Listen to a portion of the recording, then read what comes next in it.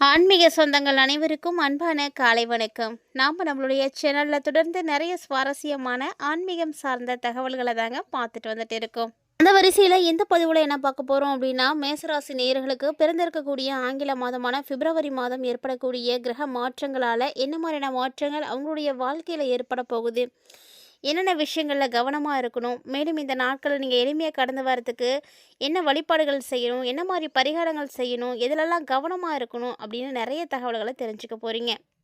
பொதுவாக ஒரு மனிதனுடைய வாழ்க்கையில் ஏற்படக்கூடிய நல்லதாக இருக்கட்டும் கெட்டதாக இருக்கட்டும் எல்லாத்துக்குமே காரணம் அப்படின்னா கிரகநிலைகள் தான். ஸோ கிரகநிலைகள் மாறும் பொழுது அவங்களுடைய வாழ்க்கையிலையுமே மாற்றங்கள் அப்படின்றது உறுதியாக இருக்கும். அந்த வரிசையில் பார்க்கும் பொழுது இந்த 9 கிரகங்களுமே ஒரு குறிப்பிட்ட கால இடைவெளியில் வந்து பயிற்சி ஆவாங்க. இதை தான் கிரக பயிற்சி அப்படின்னு சொல்லுவோம். இந்த 9 கிரகங்களுக்குன்னு தனித்துவமான தன்மைகளானது இருக்கும், ஒன்னொன்றுக்குமே வித்தியாசங்களானது இருக்குது. கிரக மாற்றம் அப்படின்றது பார்த்திங்கன்னா ஒரு முறை நிகழுதுன்னா அந்த கிரகத்தினுடைய தாக்கம் 12 ராசிகளுக்குமே கட்டாயமாக இருக்கும். அதில் பார்த்திங்கன்னா ஒரு சில ராசிக்காரர்களுக்கு சுப பலன்களையும் ஒரு சில ராசிக்காரர்களுக்கு அசுப பலன்களையும் ஏற்படுத்தும். ஏன்னா எல்லா கிரகமும் எல்லாருக்கும் நல்லது செய்கிறது கிடையாது. அப்படி பார்க்கும்பொழுது இந்த பிப்ரவரி மாதத்தில் என்ன மாதிரியான கிரக சூழ்நிலைகள் இருக்குது அப்படின்றத நம்ம முதல்ல பார்க்கலாம். அது மட்டும் இல்லாமல் இந்த பிப்ரவரி மாதத்தில் இருக்கக்கூடிய கிரக அமைப்புகளுக்கு ஏற்ப 2 முக்கியமான உறவுகளால் மேசராசி நேயர்களுடைய வாழ்க்கையில் மிகப்பெரிய மாற்றங்களானது நிகழப்போகுது. ஸோ அதை பற்றியும் நம்ம தெளிவாக பார்க்கலாம். இந்த பிப்ரவரி மாதத்தில் குரு பகவான் பார்த்திங்கன்னா முழுக்க மிதுன ராசியில் தான் இருக்க போகிறாரு. அதே போல் சந்திரன் தன்னுடைய சொந்த வீடான கடகத்தில் தான் அமர்ந்திருக்கிறாரு. மேலும் பார்த்திங்கன்னா கேது எப்போதும் போல் சிம்ம ராசியில் அமர்ந்திருக்கிறாரு. சூரியன், சுக்கிரன், செவ்வாய் இவங்க எல்லாருமே மகர ராசியில் இருக்கிறாங்க. மகரத்தில் செவ்வாயை உச்சம் பெற்று இருக்கிறாரு. அதே போல் கும்பராசியில் பார்த்திங்கன்னா புதன் பகவானும் செவ்வாய் பகவானும் அமர்ந்திருக்கிறாங்க. மீனத்தில் சனி பகவான் அமர்ந்திருக்கிறாரு. ஸோ இந்த கிரக அமைப்புகளுக்கு ஏற்ப பார்க்கும் பொழுது பிப்ரவரி மாதம் மேசராசி நேயர்களுக்கு பல விஷயங்கள் மாற்றங்களை உண்டு பண்ண போகுதுன்னே சொல்லலாம். என்ன மாதிரியான மாற்றங்கள் இருக்கும் அப்படின்னு பார்க்கும் பொழுது, செவ்வாய் உச்சமாக இருக்கிறாரு. செவ்வாய் பகவான் உச்சமாக இருக்கும் பொழுது நிறைய விஷயங்கள் உங்களுக்கு நல்லது நடக்கும். ஏன்னா மேசராசிக்காரர்களுக்கு ராசி அதிபதியாக இருக்கக்கூடியவர் செவ்வாய். அவரே வந்து உச்சம் பெற்று இருக்கிறார். அப்படிங்கும் பொழுது உங்களுடைய வாழ்க்கையில் நிறைய மேன்மைகளை எல்லாம் தேடி கொடுப்பாரு. ஸோ இதுக்கு மேலே உங்களுக்கு நடக்கக்கூடியது எல்லாமே நல்லதாக தான் இருக்கும்.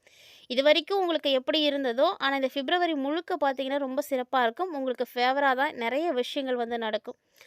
அது மட்டும் இல்லாமல் இந்த மாதத்தில் நீங்கள் செய்யக்கூடிய முயற்சிகள் அனைத்துமே உங்களுக்கு வெற்றிகளை மட்டுமே ஏற்படுத்தி கொடுக்கும். அதனால் முயற்சியை கைவிடாதீங்க.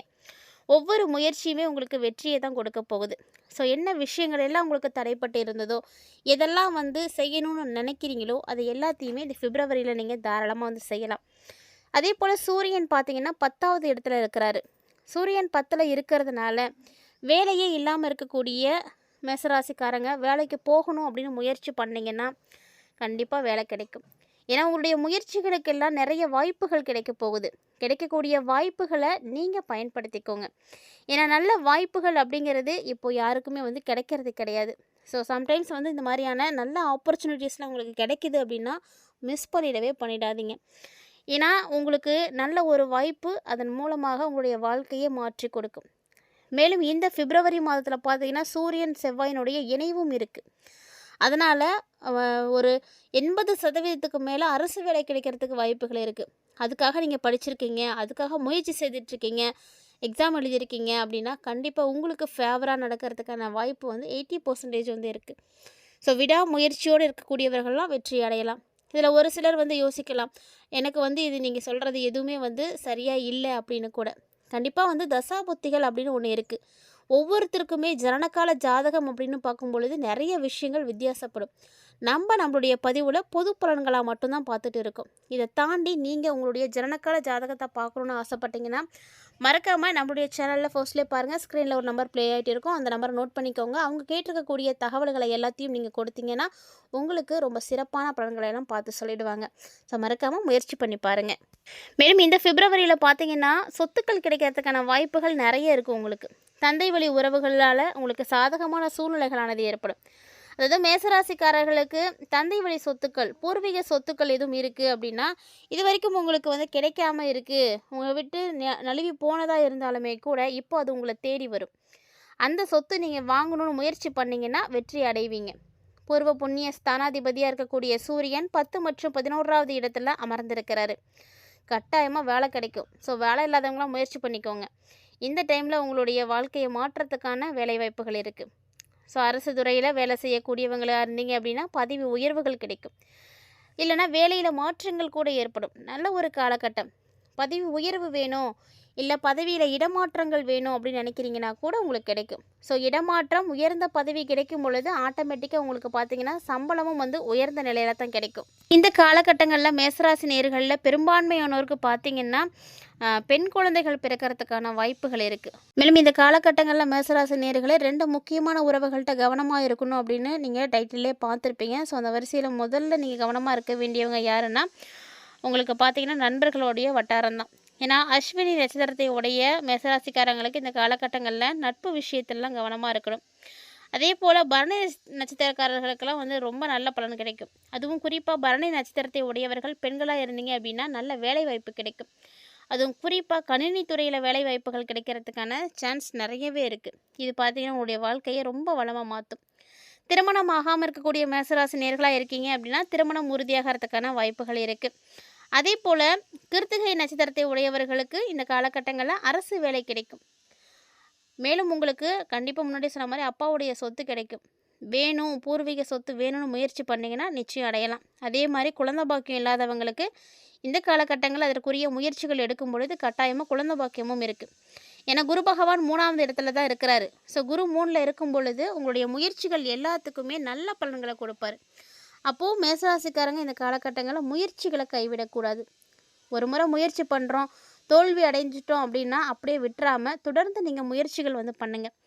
நீங்கள் எடுக்கக்கூடிய தொடர் முயற்சிகள் தான் உங்களுடைய வாழ்க்கையை வந்து நல்லபடியாக மாற்றி கொடுக்கும். சொல்லப்போனால் முழுக்க முழுக்க இந்த பிப்ரவரி மாதம் மேசராசி நேயர்களுக்கு பார்த்திங்கன்னா ஒரு மிகப்பெரிய அளவில் சாதகமான பலன்களை கொடுக்க போகுது அப்படின்னு தான் சொல்லணும். இருந்தாலுமே கூட ஆரோக்கியம் அப்படின்னு பார்க்கும்பொழுது பிரச்சனைகள் இருக்கத்தான் செய்யும். ஏன்னா ஏழரை சனியானது உங்களுக்கு நடந்துகிட்டு இருக்குது. இந்த ஏழரை சனி காலகட்டம் என்ன பிரச்சனைகளை கொடுக்கும் அப்படின்னா உடல் ரீதியான பாதிப்புகளை கொடுக்கும், ஆரோக்கியத்தில் தொல்லைகளை கொடுக்கும். ஸோ நீங்கள் என்ன தான் நல்லா இருந்தாலுமே கூட இந்த காலகட்டங்களில் அந்த மாதிரி தான் ஃபீல் பண்ணுவீங்க. ஆரோக்கியம் அப்படின்னு பார்க்கும் பொழுது சளி தொந்தரவுகள் வர்றது, மூச்சு விடுறதுக்கு சிரமப்படுறது, வயிறு பிரச்சனைகள் ஏற்படுறது, வாயு பிரச்சனைகள் ஏற்படுறது, மூட்டு வலி, இந்த மாதிரி பாதிப்புகள் அப்படின்றது உங்களுக்கு அடுத்தடுத்து நிகழ்ந்துக்கிட்டே இருக்கும். அதற்கான வாய்ப்புகள் நிறைய இருக்குது. ஆனால் மற்றபடி உங்களுக்கு தொழில் ரீதியாகவோ சரி, இல்லை உங்களுக்கு என்ன விஷயங்கள் நடக்கணும்னு நினைக்கிறீங்களோ எதுவாக இருந்தாலும் எந்த பிரச்சனையும் கிடையவே கிடையாது. ஏன்னா நீங்கள் செய்யக்கூடிய முயற்சிகளை பொறுத்து எல்லாமே சிறப்பாக இருக்கும். ஆனால் ஆரோக்கியம் அப்படிங்கும் பொழுது கண்டிப்பாக கவனிக்கப்பட வேண்டிய இடத்துல தான் இருக்கீங்க. அதனால் அந்த விஷயத்தில் முழுக்க முழுக்க கவனம் எடுத்துக்கோங்க. ஒவ்வொருத்தருடைய உடல்நிலையை பராமரிக்கிறது உங்களுடைய கடமை. ஏன்னா உங்களை விட உங்களுடைய உடல்நிலையை மற்றவர்களால் சிறப்பாக பார்த்துக்கவே முடியாது. அதனால் நம்ம நல்லா இருந்தால் மட்டும்தான் நமக்கு ஏற்படக்கூடிய எல்லா பிரச்சனைகளையும் நம்மளால் எதிர்கொள்ள முடியும். அதனால் ஒவ்வொருத்தருமே உங்களுடைய ஆரோக்கியத்தின் மீது நல்ல கவனம் எடுத்துக்கோங்க. கல்வி சார்ந்த விஷயங்கள் அப்படின்னு எடுத்து பார்க்கும் பொழுது, படிப்பு துறையை எடுத்து பார்க்கும் பொழுது மேசராசி நேயர்களுக்கு பார்த்திங்கன்னா நல்லா படிக்கிறதுக்கான வாய்ப்புகள் கிடைக்கும். அதுவும் குறிப்பாக இந்த காலகட்டங்களில் ஆராய்ச்சி தொடர்பான கல்வி படிப்பை படிக்கணும் அப்படின்னு நினைக்கக்கூடியவர்களுக்கு அதற்கான யோகங்கள் கிடைக்கும். ஸோ நிறைய விஷயங்கள் உங்களுக்கு பாசிட்டிவாக இருக்குது. கிட்டத்தட்ட பார்த்திங்கன்னா மேசராசிக்காரர்களுக்கு எல்லா வகையிலையுமே மாற்றம் இருக்குது. தொழில் ரீதியாக இருக்கக்கூடிய முயற்சிகளும் நல்ல வெற்றியை கொடுக்கும். படிப்பும் நல்லா இருக்குது, வியாபாரம் நல்லா இருக்கும், நீங்கள் என்ன நினைக்கிறீங்களோ அது நடக்கும். நிதி நிலையிலையும் பெருசாக பிரச்சனைகள் அப்படின்னு இருக்காது. ஆனால் ஆரோக்கியம் அப்படின்ற இடத்துல மட்டும் ரொம்ப ரொம்ப கவனமாக இருங்க. பிப்ரவரி மாதம் முழுக்க முழுக்க உங்களுக்கு சாதகமாக இருக்க போகுது அப்படின்னே சொல்லணும். இருந்தாலுமே கூட கிரகநிலைகளுடைய மாற்றங்களானது எப்படி இருக்கோ அதுக்கேற்ற மாதிரி பலன்கள் அப்படின்றதும் மாறுபட்டுகிட்டே இருக்கும். ஒரு சில நேரங்களில் உங்களுக்கு நல்ல விஷயங்கள் நடக்கலாம், அதே போல் ஒரு சில நேரங்களில் அதே மாதிரி கெடுப்பலன்களும் நடக்கும். ரெண்டுமே வந்து ஒரே மாதிரி பார்க்க கற்றுக்கோங்க. ஏன்னா நல்ல விஷயங்கள் நடக்கும் பொழுது எப்படி நீங்கள் அதை அனுபவிக்கிறதுக்கு தயாராக இருக்கீங்களோ அதே மாதிரி கெடுப்பலன்கள் நடக்க போகுது அப்படின்றத தெரிஞ்சுக்கும் பொழுது அதை எதிர்கொள்ளவும் தயாராக இருங்க. மன வலிமையோடு இருந்தீங்க அப்படின்னா எல்லா பிரச்சனைகளையும் சரி பண்ணலாம். கிட்டத்தட்ட பார்த்தீங்கன்னா சனி பகவானால் ஏற்படக்கூடிய பாதிப்புகளை வந்து நீங்கள் தகர்த்து எறிகிறதுக்கு உங்களுடைய ராசிக்கு அதிபதியாக இருக்கக்கூடிய செவ்வாய் காரகனாக இருக்கக்கூடிய கடவுளை நீங்கள் வழிபாடு செய்யுங்க. பொதுவாக செவ்வாய் காரகன் அப்படின்னாலே எல்லாருக்கும் தெரியும், கண்ணை மூடிட்டு சொல்லலாம் முருகப்பெருமானை நீங்கள் தொடர்ந்து வழிபாடுகள் வந்து செய்துட்டு வரும் பொழுது அவருடைய அருளாசி உங்களுக்கு கிடைக்கும் பொழுது நிறைய விஷயங்கள் உங்களுடைய வாழ்க்கையில் முன்னேற்றங்களை கொடுக்கும்.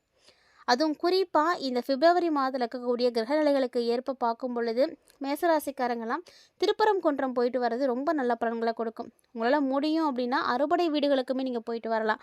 இல்லை அப்படின்னா குறிப்பிட்டு இந்த திருப்பரங்குன்றம் போய் வழிபாடுகள் செய்துட்டு வாங்க. உங்களுடைய வாழ்க்கையில் மிகப்பெரிய ஏற்றம் கிடைக்கும். எங்கேயுமே போக முடியாதவங்களும் கவலைப்பட வேண்டாம். வீட்டுக்கு அருகிலே இருக்கக்கூடிய முருகன் ஆலயத்தில் கூட நீங்கள் வழிபாடுகள் செய்யலாம். ஆனால் குறிப்பாக நீங்கள் திருப்பரங்குன்றம் போகும்பொழுது இன்னும் நல்ல பலன்களானது கிடைக்கும்.